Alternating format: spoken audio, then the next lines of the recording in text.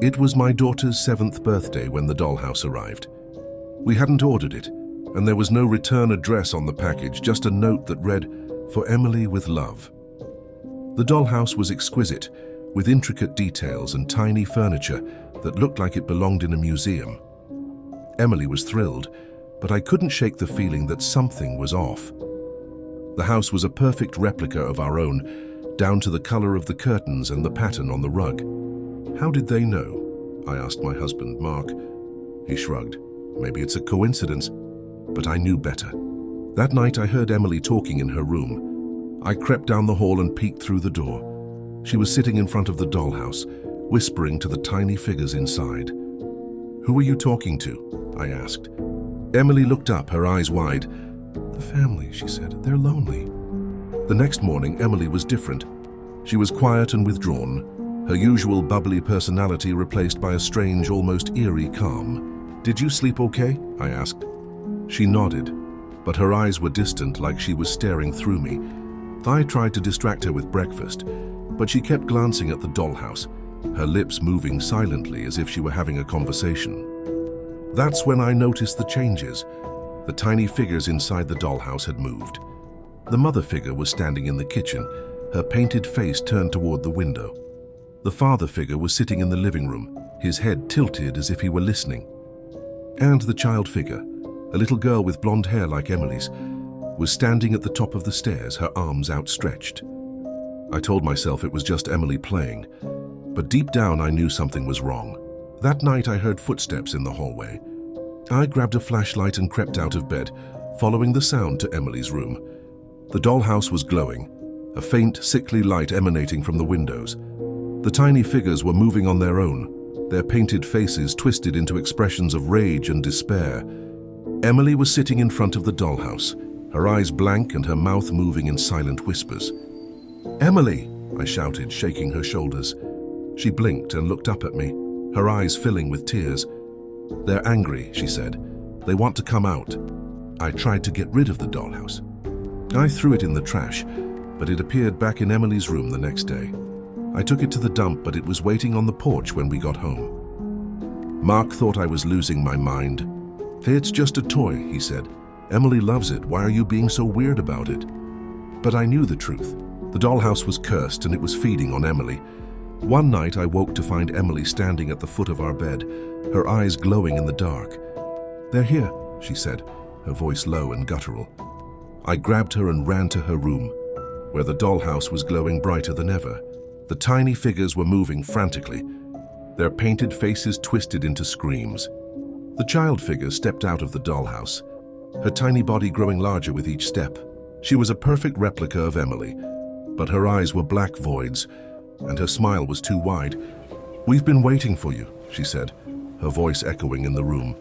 I grabbed the dollhouse and smashed it against the wall, but the pieces reassembled themselves, the tiny figures laughing as they returned to their places. Emily collapsed, her body limp and cold. The child figure stepped back into the dollhouse, her painted face turned toward me. "You can't escape," she said. "We're part of her now." I woke up the next morning, the dollhouse sitting on Emily's dresser.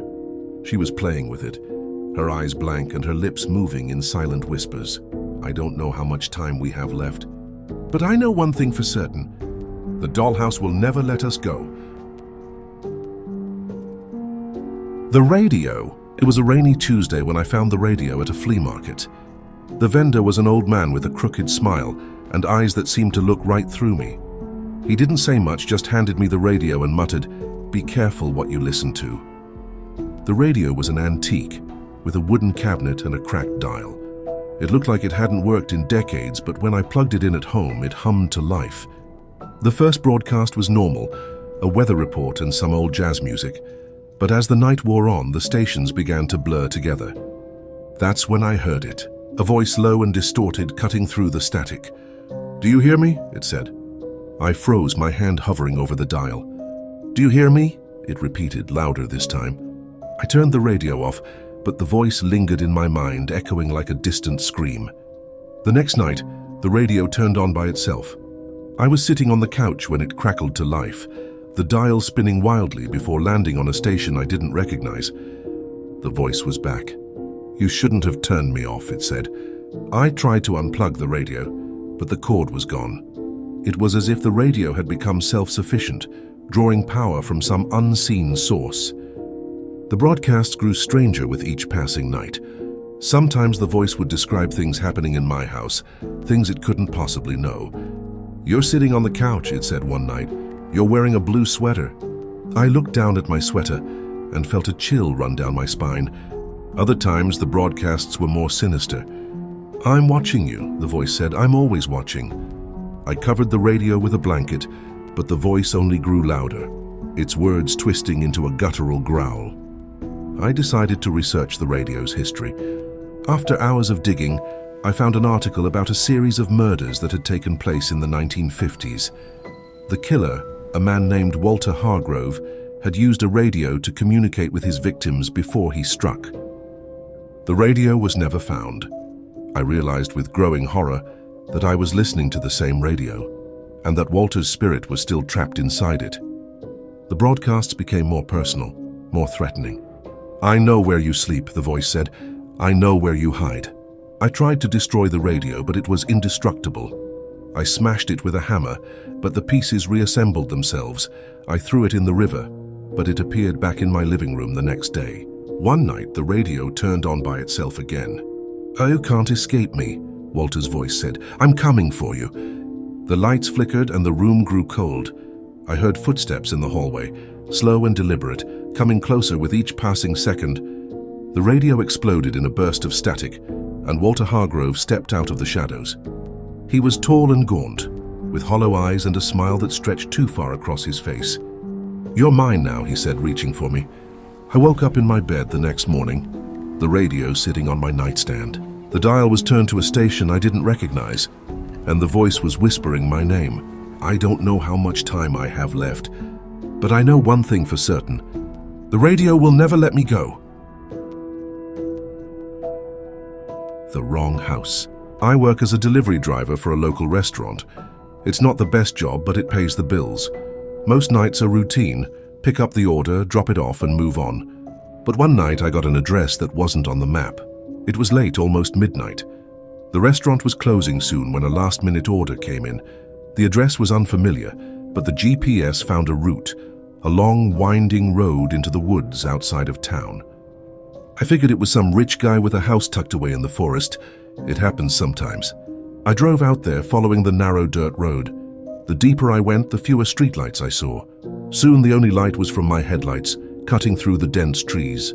Finally, I saw the house. It was old, too old. The paint was peeling, the windows were pitch black, and the porch light flickered like it was struggling to stay alive. Something felt wrong. I checked the order: 2 burgers, fries, and a large soda. Nothing weird, just a normal delivery. I got out of the car, bag in hand, and walked to the front door. That's when I noticed something strange. The door was slightly open. Not enough to see inside, just a few inches, like someone had been expecting me. I knocked. "Hello, delivery?" No answer. I knocked again, a little harder. "Hello?" Still nothing. But as I listened, I realized the house wasn't empty. I could hear breathing. Slow, deep, right behind the door. My stomach turned. I took a step back. If you're there, I've got your food." No response, just breathing. I dropped the bag on the porch and turned back toward my car. Then from inside the house, I heard something that made my blood run cold. A voice, my voice. "Don't leave." I stopped dead in my tracks. It sounded exactly like me. Same tone, same pitch. But there was something off about it, like someone was imitating me. I turned back, staring at the half-open door. My own voice echoed back at me again. "Come inside." My skin crawled. I stepped backward, forcing myself to stay calm. I have other deliveries, man. Enjoy your food." Silence. Then the door creaked open wider. The house was pitch black inside, but I could see something now. A figure, standing just beyond the threshold. Tall, motionless, staring. I couldn't make out a face, just a dark humanoid shape in the shadows. Then it moved. Not stepped, slid, like it was gliding across the floor, getting closer to the doorway. I turned and bolted for my car. I barely got the door shut before I heard footsteps. Fast, heavy, coming toward me. I slammed the car into reverse, my tires spinning in the dirt. And as my headlights swept across the house, I finally saw it. It was me, standing on the porch. A perfect copy. Same face, same uniform, same terrified expression. And then, with a twisted grin, it waved at me. I floored it. The car fishtailed before catching traction, and I sped down the dark road, gripping the wheel so tight my fingers hurt. I glanced in the rearview mirror. The thing was still standing there, watching me leave. I didn't stop driving until I was back in town. I parked outside the restaurant, my hands still shaking. I ran inside, breathless. My manager frowned. "Dude, you okay?" I turned to him, still trying to process what had just happened. The last address, the house in the woods. Who placed that order? He blinked. "What are you talking about?" "The delivery," I said. "The 2 burgers and fries. Who ordered it?" My manager gave me a weird look. Then he turned the computer screen toward me. The last order in the system had been placed over an hour ago. It wasn't for that house. It wasn't for anyone. There was no record of the order. I left my job the next day. I don't know what I saw that night. I don't want to know. But sometimes when I walk past dark alleys or see my reflection in a window, I get this awful feeling, like something is still watching me. And sometimes it waves. The echoing room. I've always loved old buildings, the kind that creak with history, filled with peeling wallpaper and dusty chandeliers. There's something comforting about them, but that comfort turned to fear when I moved into the old manor on Elm Street. It was a beautiful house, massive and imposing, with stone walls and a high, pointed roof that looked like something out of a Gothic novel. The previous owners had passed away, and the place was up for sale. It wasn't cheap, but I had enough savings to make it work. What drew me to it was the room at the end of the hall. When I first toured the house, the realtor led me through all the rooms, library, kitchen, bedrooms, but when we came to the farthest end of the hall, she stopped.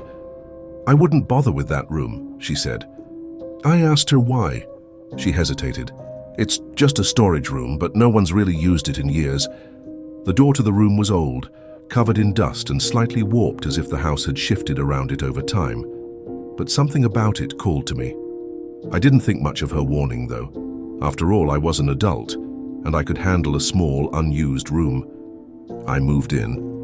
The first few days were uneventful.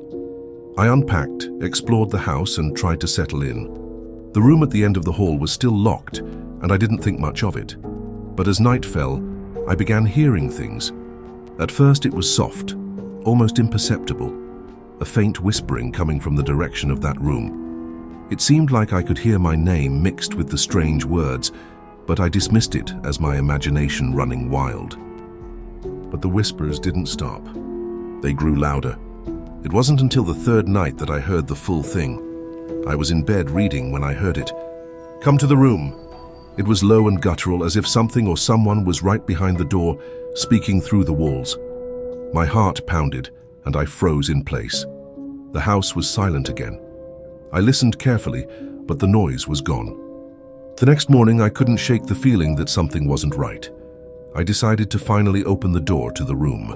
The door creaked as I unlocked it, and when I stepped inside, I was hit with the musty smell of old wood and mildew. The room was exactly what the realtor had described, a storage room. But there was one thing that struck me: the walls. The walls were covered in a strange, smooth texture that almost looked like some sort of mold, but it wasn't growing outward. It was pressed into the wall, like it had been left behind by something pressing against it for years. I ran my hand along the wall, and the texture was oddly warm. I pulled my hand back, feeling a sharp tingle in my fingertips. That's when I saw it, a small indentation on the far side of the room, as if someone had been standing against the wall for so long that their body had left a mark. My curiosity grew. Why hadn't I noticed this before? Why did I feel so drawn to it? I reached for the mark on the wall, and as my fingers brushed against it, the room seemed to shift. The air felt colder. A whisper broke through the silence again. This time it was clearer, more desperate. "Leave now." I spun around, but the room was empty. I bolted out of the room, slamming the door behind me, and tried to convince myself I was just being paranoid. I locked the door and didn't think about it for the rest of the night. But the next evening, when I returned home from work, the door to the room was open. It was impossible. I had locked it. I knew I had. With trembling hands, I stepped inside. The room felt colder than before. I couldn't see anything new at first, but then out of the corner of my eye I caught movement. I turned quickly, but nothing was there, yet I could hear footsteps, soft like someone walking just behind me. The walls seemed to be closing in, the air thickening as I began to panic. And then I heard it, the sound that sent a chill so deep into my bones that I almost collapsed. A voice. "You shouldn't have opened it." I whirled around, my heart racing in my chest, but all I could see was the same old empty room, the same strange indentations in the walls, the same whispering silence.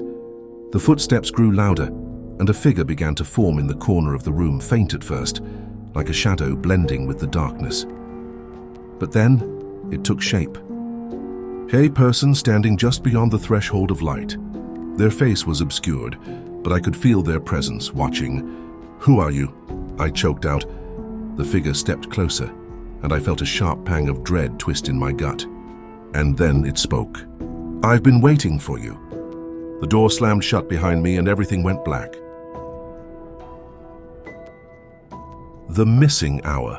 There's a spot in town that everyone knows, though few actually go there. It's a small rundown diner at the edge of the highway, the kind of place you drive past without ever thinking twice. It has a neon sign, but the flickering lights often seem to hum a little too loudly at night. The place always looks abandoned, even when there are cars parked outside. I had heard the rumors, of course, the whispers about strange things happening inside the diner at night. People would disappear, they said, or sometimes people would come back, but they were never quite the same. I didn't believe any of it. I'm not the superstitious type, I'm practical, grounded. But curiosity got the better of me one evening when I was driving home late. I passed the diner and noticed a single car parked in front, its headlights off, the diner's neon sign buzzing faintly. I wasn't hungry, but I pulled in anyway. Inside, the diner was empty, aside from one man sitting at the counter. He was hunched over a mug of coffee, his face obscured by the shadow of his hat. His coat was long, dark, and seemed out of place for the season. The air inside was thick with the smell of grease and stale coffee. It felt like the world outside had stopped, leaving the diner locked in some kind of eternal pause. A waitress, tall and thin, walked over to me with a dull smile. "What can I get you, honey?" she asked, her voice a little too soft. "I'll just have a coffee, please," I said, trying to ignore the unease creeping in. She nodded and walked off, her footsteps echoing against the old tile floor. I sat at the counter, tapping my fingers impatiently. The place felt frozen in time, like it was stuck in a loop. The man at the counter didn't say a word. He just sat there staring into his coffee as if it held the answers to the universe. When the waitress returned with my coffee, she placed it in front of me with a slow, deliberate motion. "You know, we're open all night," she said, her smile never reaching her eyes. "Yeah, I noticed," I replied, trying to make small talk. "You'll be here for the hour," she said, her voice suddenly taking on an eerie, almost knowing tone. I stared at her, not sure what she meant, but before I could ask, she was gone. The man at the counter shifted slightly, his hand trembling as he took a sip of his coffee. His eyes met mine for the first time, and I felt a strange chill run down my spine. His gaze wasn't normal, empty, almost as if he wasn't really looking at me, but through me. I turned back to my coffee and tried to shake off the strange feeling, but something wasn't right. I looked up at the clock on the wall. It was 11:55 p.m. A strange sensation filled the air. It was like time itself was moving differently here. I glanced back down at my coffee, and when I looked back up, the clock had stopped. 11:55. I blinked.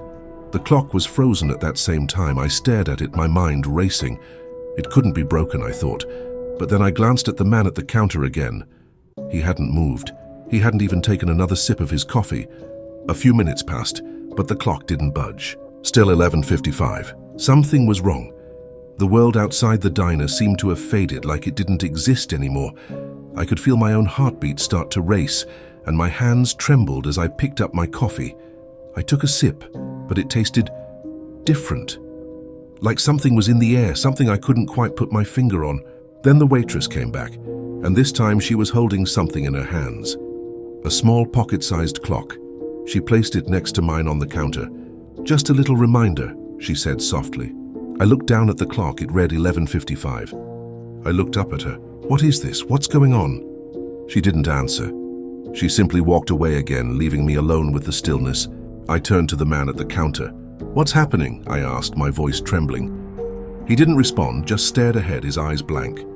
I couldn't take it anymore. I stood up abruptly, knocking over my coffee.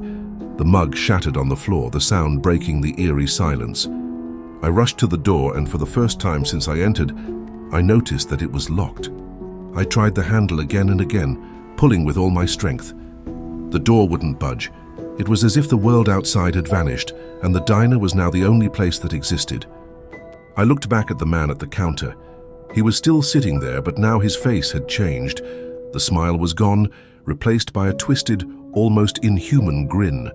His eyes, once empty, now gleamed with an unnatural light. I backed away, feeling my breath quicken. "The hour," he whispered. "You've entered the hour." I didn't understand what he meant, but then I looked at the clock again. It was 11:55. I looked around. The waitress was standing by the window, her back to me. She turned slowly, and for the first time I saw her eyes. They were hollow. "You can't leave," she said.